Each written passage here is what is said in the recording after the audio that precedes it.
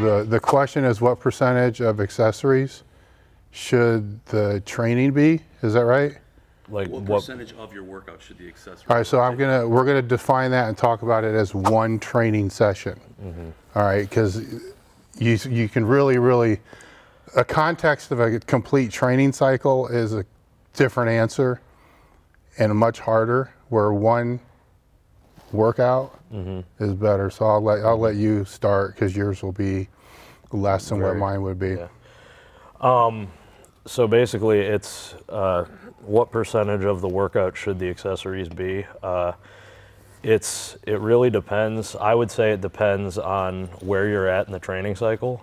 Like if you're very far out from a meet and you're just focusing on building and what you could call the off season or whatever, the getting better season, like a lot more time could be devoted to accessory work, stuff that isn't specific to a barbell or even a specialty bar. But if you're closer to a meet, that's probably when you're going to be spending more time under a barbell, whether it's doing heavier singles or just doing repetitions that are closest to resembling what you're going to be doing in the competition.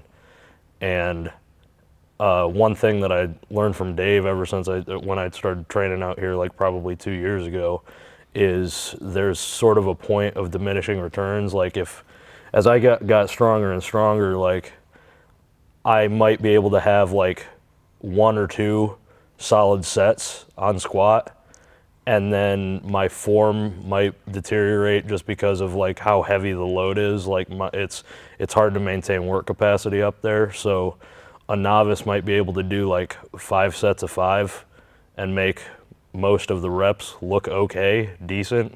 But if I'm not able to do that, or if you find yourself where each rep looks different and everything is getting all messed up and you're not actually training the movement anymore, you're just doing it to do it because it says so on your program, maybe add more accessory work and cut some of that stuff out. All right. I don't disagree with what he said. It's just there's different training methodologies, and what I'll add to what he said is, regardless of what type of method that you're training with, if it's block, linear, or conjugate, a lot of what he just said still applies. The closer the meet comes, the more specificity has to be pulled into the process. Accessories really depend upon the workload of the main lift that's done for that day. So if it's conjugate, it's going to be the max effort dynamic lift. You know, if it's a block or linear, it's going to be the main power lift.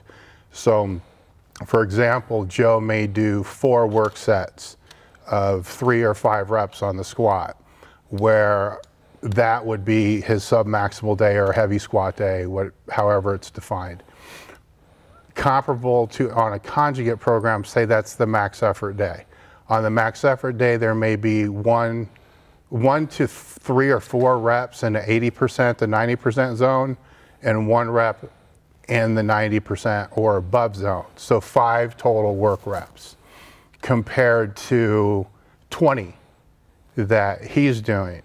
So with a more conjugate program, you're going to have more accessories because there's more workload that can be trained and recover from and sustained.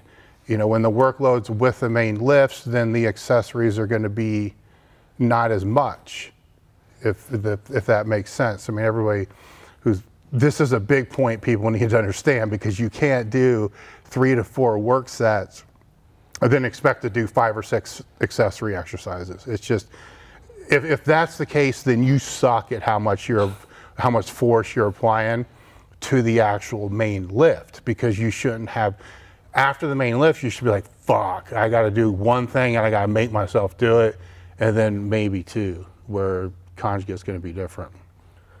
It's either you suck at the main lift, or maybe you're not trying hard enough, because then you're not producing enough stimulus to cause change, you know, and actually get better and get stronger at the movement that you're doing. So.